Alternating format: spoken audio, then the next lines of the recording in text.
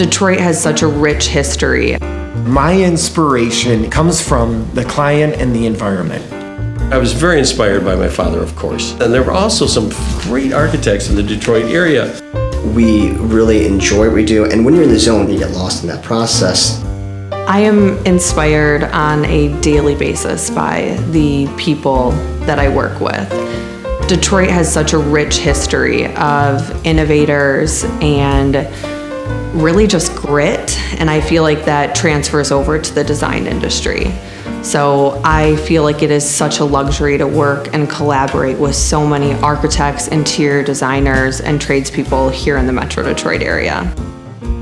So a question that is often asked to creative people is, where does their inspiration come from? For me, and I think the answer is probably very consistent from everywhere and everything, but I think for our industry, the inspiration comes a lot from the past.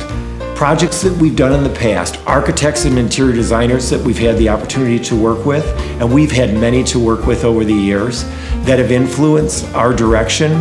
But I think we look past to the past, and we look forward. I'm particularly infatuated with the outdoors, and that also inspires me in many ways for my architecture. So I have to have peace and quiet. I grew up in a house that was very quiet, and you get used to that as a kid. So it is not just me, but it is a collaborative effort. So it's collaborative with the clients, with even the guys that work in the field. We have our own team, and so they've been here a long time, and so it doesn't matter where the idea comes from.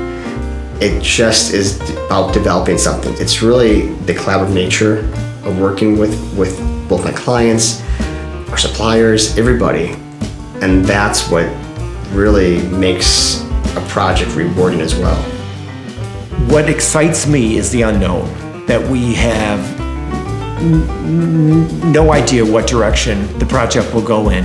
And as we learn about the environment, listen to the client, that's where the excitement comes from. I'm constantly inspired by my surroundings, whether it be nature or the space that I'm occupying. I'm so sensitive to my environment, obviously being in this field. So whether it's architecture or nature, traveling, everything. When traveling started I did an overseas study program in Brazil. And then from there, I was like, wow, this is fantastic traveling. So I figured if I worked 9-10 months out of the year, I could go to Brazil and spend a couple months on the beach. So let's start with that. And the biggest compliment you can ever get is the next morning I've had clients wake up and call me and they said, never in their dreams did they ever think they'd have a home like this for themselves. But the next best compliment is after they've been there 20 years and they're on vacation and they come back home, it's just as exciting. We start our design process, it's very collaborative, and we start it typically with pen and paper in a meeting and sketching out ideas, and then we take it to the computer and we create photorealistic renderings, which then go into AutoCAD to create shop blueprints that are signed off of, and then goes into the shop where we build everything in 3D. The designer who inspired me the most is Osamu Noguchi. And when I started designing, I didn't really know anything about Osamu Noguchi. I didn't know about artists in general. I just started doing things because a stone just felt like it should be placed a certain way, or an element. It was just really hard to explain. It just felt like it should be a certain way. If my office is messy, I have a really hard time focusing. Like many of our clients, I mean, we're really detail oriented and we focus on things.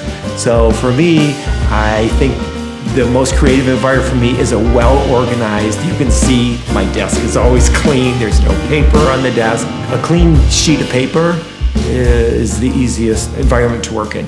And there's that famous saying that I'm sure you've heard, that architecture is like frozen music. It's like taking music and turning it into a shelter where someone can exist and enjoy their lives. And it has to have all those great traits that you get out of symphonies and great music.